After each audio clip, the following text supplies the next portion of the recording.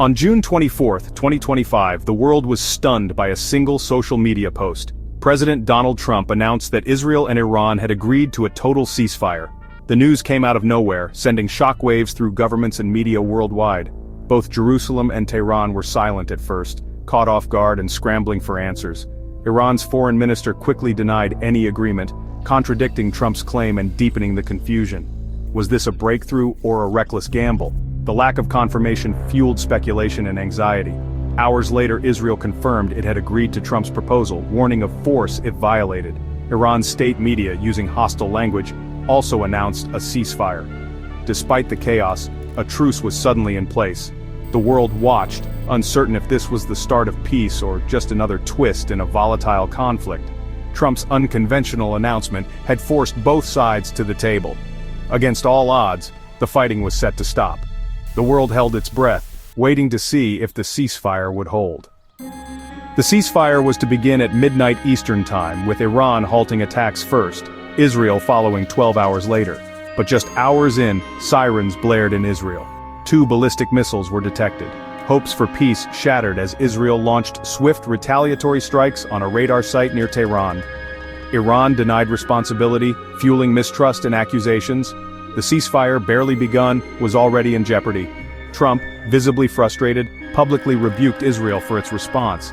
"They've been fighting so long they don't know what they're doing," he said. His intervention had an immediate effect. Both sides paused further attacks. By late morning, a tense calm returned. Israel confirmed it had held off on more strikes after speaking with Trump. The ceasefire, though shaken, was back in effect. The incident proved just how fragile peace between these adversaries would be.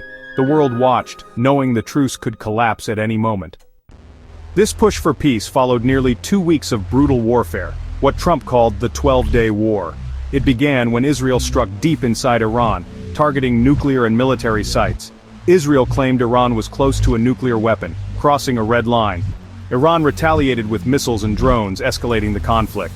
The US soon joined in, striking Iranian nuclear targets. Trump claimed these strikes crippled Iran's program, but intelligence suggested only a brief setback. The war's human cost was staggering. Hundreds killed in Iran, dozens in Israel. Civilian casualties mounted as both sides traded blows. The world watched in horror, fearing a wider regional war. The conflict brought the Middle East closer to disaster than it had been in years. The ceasefire was a desperate attempt to halt the devastation. Today the guns are silent and the ceasefire, though tested, holds. Both nations are lifting emergency restrictions. Airports and airspace are reopening. Life is slowly returning to normal, but tensions remain high. The core issues, Israel's fears over Iran's nuclear ambitions and Iran's hostility, are unresolved. This peace is fragile, a pause rather than a solution. Every hour without violence is a small victory, but the threat of renewed conflict lingers. The truce's survival depends on leaders' restraint and the memory of recent devastation. Diplomats work behind the scenes to keep the calm. Trump's role in brokering the ceasefire shows Washington's enduring influence. But leverage is not lasting peace. The region stands on a knife's edge, uncertain if this is a new beginning or a brief respite. The world watches, waiting for what comes next. Only time will tell if this fragile peace can endure.